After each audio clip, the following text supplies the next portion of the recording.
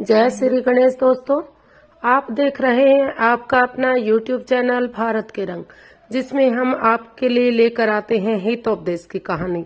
आज जो कहानी है वो है संचय। संचय करना चाहिए पर अति संचय हानिकारक होता है, ये एक शिक्षा भी है। भैरव नाम का एक शिकारी कल्याण कटक नामक बस्ती में रहता था। वह एक दिन शिकार के लिए मृग को ढूंढता ढूंढता विंध्याचल की ओर चला गया। वहां उसने एक सुंदर मृग का शिकार किया। फिर जब वह शिकार किए हुए मृग को लेकर जा रहा था तो उसने एक मोटे सुअर को देखा। उसे देखकर उसके मुंह में पानी आ गया। तब उस शिकारी ने उस मरे हुए मृग को जमीन पर रखकर उसने कमान पर बाण चढ़ाकर सुअर को मारा। सुअर भी भयंकर गर्जना करके उस शिकारी की ओर झपटा और उसके गुप्तांग में ऐसी टक्कर मारी कि वह कटे हुए वृक्ष के समान गिर पड़ा। वैसे भी जल, अग्नि, विष, शस्त्र, क्षुधा, व्याधि और पहाड़ से गिरना, इनमें से किसी न किसी बहाने को पाकर प्राणी प्राणों से छूटता है। उन दोनों के पैरों की रगड़ से एक सर्प भी मारा गया।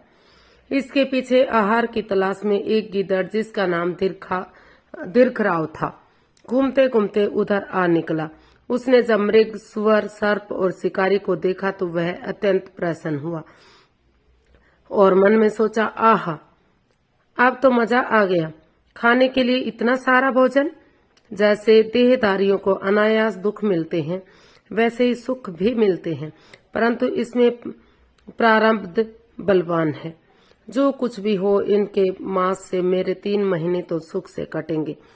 इनमें से 1 माह तक के लिए मनुष्य का मांस होगा, 2 महीनों के लिए हिरण और सुअर का मांस पर्याप्त होगा और 1 दिन के लिए इस सर्प का मांस बहुत होगा।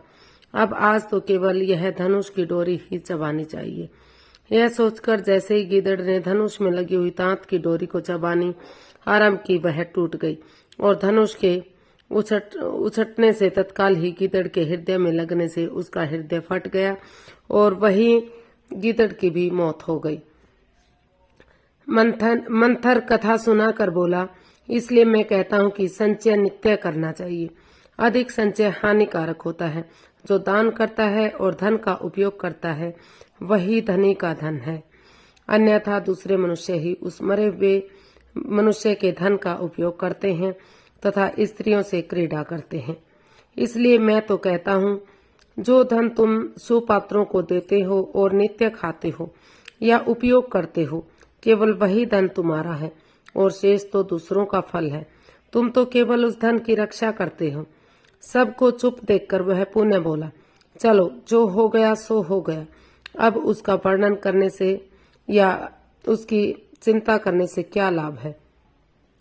क्योंकि जो मनुष्य चतुर और बुद्धिमान होते हैं, वो कभी दुर्लभ वस्तुओं की कामना नहीं करते।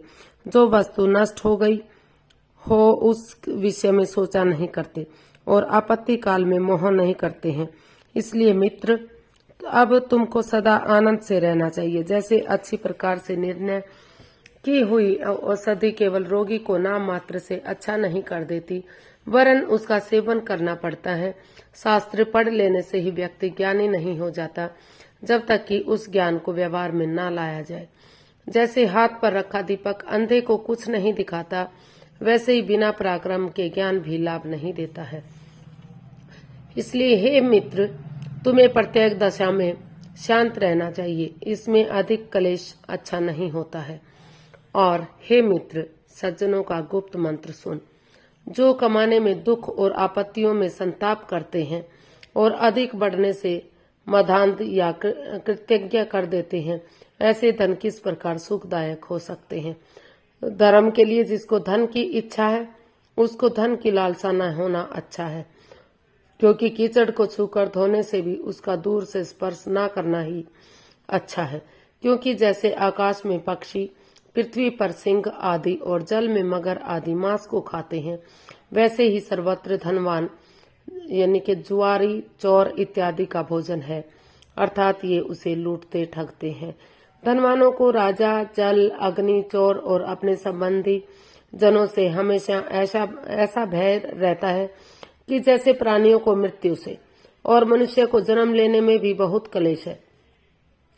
इससे अधिक और क्या दुख होगा कि जिसमें इच्छा के अनुसार संपत्ति नहीं है और जिसमें इच्छा नहीं दूर होती है।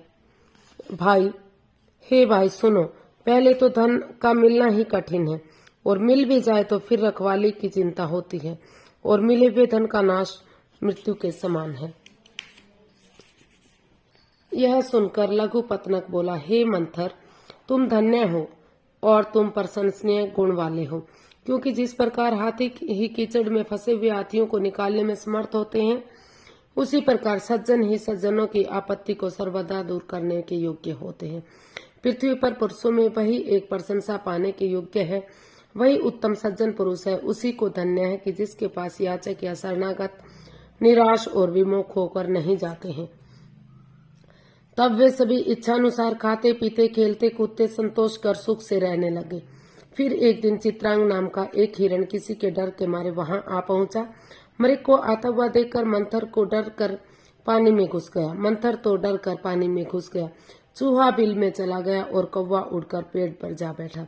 बाद में लघुपतनक ने निर्णय किया कि भय का कोई भी कारण नहीं है। यह सोचकर लघुपतनक ने सभी को बाहर बुला लिया। उसके कहने पर सभी बाहर आकर बैठ गए। मंथर बोला, हे मृग, कुशल तो हैं? तुम्हारा आना अच्छा हुआ। अपनी इच्छानुसार जल आहार आदि भोग करो, अर्थात यहाँ रहकर खाओ पियो और इस वन को आबाद करो। चित्रांग बोला, मैं शिकारी के डर से यहाँ तुम्हारी शरण में आया हूँ और तुम सबके साथ मित्रता करनी चाहता हूँ। हिरण्यक बोला, मित्रता तो हमारे साथ तुम्हारी अनायास ही हो गई है, क्योंकि मित्र 4 प्रकार के होते हैं। एक तो औरस अर्थात जन्म से ही हो जैसे पुत्र आदि, दूसरे विवाह आदि संबंध से हो जैसे पत्नी, तीसरे कुल परंपरा से आए हुए हों और चौथे वे जो आपत्तियों से बचाएं। इसलिए यहाँ तुम निज घर से भी अधिक आनंद से रहो। यह सुनकर हिरण प्रसन्न हो अपनी इच्छानुसार भोजन करके जल पीकर वृक्ष की छाया में बैठ गया। मंथर ने कहा, हे मित्र मृग, इस निर्जन वन में तुम्हें किसने डराया है? क्या कभी कभी शिकारी आ जाते हैं? मृग ने कहा, कलिंग देश में रुकमानगंध नाम का एक राजा है। रुकमानगंध नाम का एक राजा है जो संसार पर विजय प्राप्त करने के लिए निकला है। वो इस समय चंद्रभागा नदी के किनारे सेना सहित ठहरा हुआ है और प्रातःकाल वह यहाँ आकर कर्पूर सरोवर के पास ठहरेगा। यह उड़ती हुई बात शिकारियों के मुख से सुनी जाती है, अतः इस डर के समय अनुसार अपनी सुरक्षा का प्रबंध कर लेना चाहिए। यह सुनकर कछुआ डर कर बोला, मैं तो दूसरे सरोवर को जाता हूँ। कौवा और हिरण भी बोले, ऐसा ही करते हैं, चलो। हिरण्यक हंसकर बोला, दूसरे सरोवर तक पहुंचने पर मंथर जिंदा बचेगा? इसके चलने का कौन सा उपाय है? क्योंकि जलचरों को जल का, गढ़ में रहने वालों को गढ़ का, सिंह आदि वनचरों को अपनी भूमि का और राजाओं को मंत्री का परम बल होता है। हे सखे रघुपतनक, इस उपदेश से वही गति होगी जैसे कि एक बनिए का पुत्र आप ही अपनी स्त्री के कमल की कली के समान कूच राजा को मसलते हुए देखकर दुखी हुआ, वैसे ही तुम भी होगे। यह सुनकर कौवा और हिरण एक स्वर में बोले, यह कौन सी कथा है? हिरण्यक ने कहा, सुनो। तो कैसी लगी दोस्तों ये कहानी?